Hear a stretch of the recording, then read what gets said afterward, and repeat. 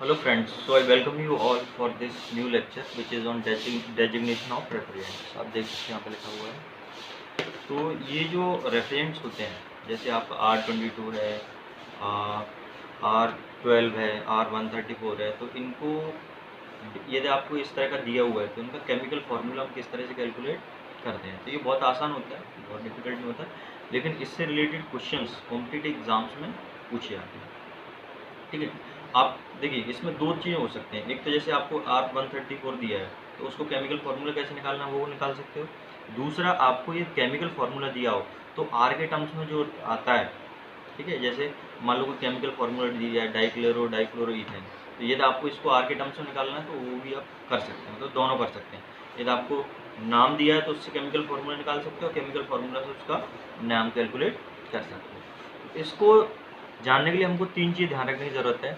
एक तो फार्मूला, जो केमिकल फार्मूला होता है उसको हम ऐसे रिप्रेजेंट करते हैं C subscript M, H subscript N, F subscript P और Cl subscript Q। C represent कर रहा है कार्बन को, M मतलब कार्बन के एटम, H रिप्रेजेंट कर रहा है हाइड्रोजन को, N मतलब हाइड्रोजन के एटम्स, F रिप्रेजेंट कर रहा है फ्लोरीन को और P मतलब फ्लोरीन के एटम्स, और Cl रिप्रेजेंट कर रहा है क्लोरीन को और Q रिप्रेजेंट कर रहा है फ्लोरीन के एटम्स। तो इसमें एक तो ये हो गया। दूसरी चीज़ हमको जो ध्यान रखना है वो ये है कि हमेशा जो रेफ्रिजरेंट्स होते हैं ये इस फॉर्मूले को फॉलो करते हैं। ठीक है, इस फॉर्मूले को फॉलो करते हैं, N + P + Q = 2M + 2। तो ये ध्यान रखना है आपको। दूसरा क्या होता है, R के टर्म्स में यदि हम इनकी डेजिग्नेशन देंगे तो ये होता है Rm-1 N+1 P। ठीक है, तो तीन चीज़ ध्यान रखने की। एक तो ये फॉर्मूला कैसे लिखते हैं, C subscript M, H subscript N, F subscript P, Cl subscript Q। और इसमें आप देखेंगे दूसरा क्या फॉलो करता है, ये N + P + Q = 2M + 2। और इसकी जो डेजिग्नेशन होती है वो हम इस तरह से देखना शुरू करते हैं, Rm-1 N+1 P। ठीक है, अब एक एग्जाम्पल के तौर पर हम समझते हैं। अब जैसे मान लो लिखा हुआ है R22, तो इसमें तीन है, एक ये है सबस्क्रिप्ट, एक ये है, एक ये है, लेकिन यहाँ पे दो ही है, तो मैं इसको R22 को R022 लिख सकते हैं। ठीक है, अब क्या करते हैं, इस फॉर्मूले से हम इसको कंपेयर करते हैं। सबसे पहले इससे कंपेयर करना है, तो इसमें देखेंगे M-1 किसके इक्वल हो जाएगा, 0। तो अब देखो लिख देता हूँ मैं यहाँ पे M-1 = 0। This implies M = 1। ऐसे ही आप देखिए N+1 किसके इक्वल है, 2 के, तो N+1 = 2। This implies N = 2 - 1 1। ठीक है, अब ये इसको हो गया और ये P डायरेक्ट आ जाएगा, तो P इक्वल कितना आ गया, 2। ठीक है, P इक्वल क्या आ गया, 2 आ गया। अब यहाँ से M and P की वैल्यू तो आ गई, लेकिन अभी Q की वैल्यू निकालना बाकी है। तो Q की वैल्यू जो आएगी वो आएगी इस फॉर्मूले से, Q की वैल्यू इस फॉर्मूले से आएगी। तो Q की वैल्यू कैलकुलेट करते हैं। तो इसमें क्या दिया है, N + P + Q, तो मैं N की वैल्यू पुटअप कर दे रहा हूँ। N की वैल्यू कितना है, 1, प्लस P की वैल्यू कितनी है, 2, और Q नहीं दिया है, तो Q को मैं एज इट इज लिख देगा, इक्वल्स 2M, तो 2 × M की वैल्यू 1 + 2, तो 2 + 1 3 प्लस Q इक्वल्स क्या हो जाएगा, 4। तो यहाँ से Q इक्वल्स कितना आ जाएगा, 1। ठीक है, अब ये जो वैल्यूज आई हैं, M की वैल्यू 1, N की वैल्यू 1, P की वैल्यू 2, Q की वैल्यू 1, इन वैल्यूज को हम पुटअप कर देते हैं इस फॉर्मूले में।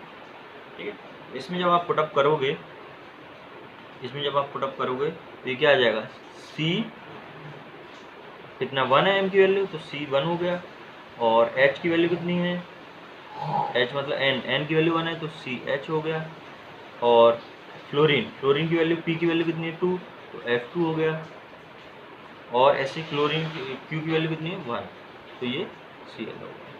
ठीक है, तो इसको नेमिंग के लिए सबसे पहले देखते हैं इसका, फ्लोरीन का। ठीक है, सबसे पहले किसका देखते हैं, फ्लोरीन का। तो फ्लोरीन कितना है इसमें, 2। हाँ, और एक चीज़ और हो जाएगा इसमें, एक चीज़ क्या हो गया, Q, तो Q कितना है, 1, तो ये आ गया। अब ये जो नेमिंग हम स्टार्ट करते हैं वो स्टार्ट करते हैं इससे, फ्लोरीन से।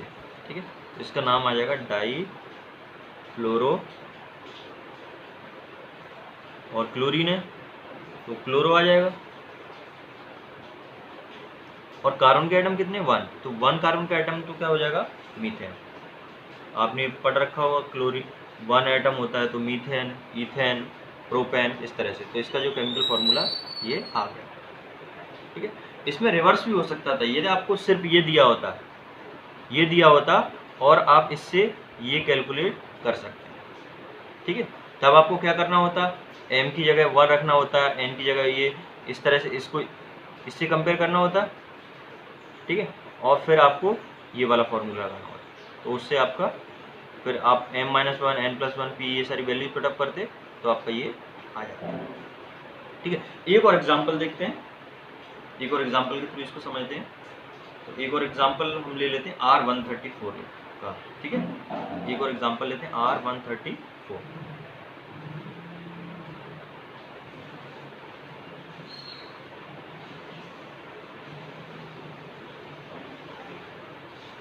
तो दूसरा एग्जांपल हम लेते हैं एग्जांपल 2।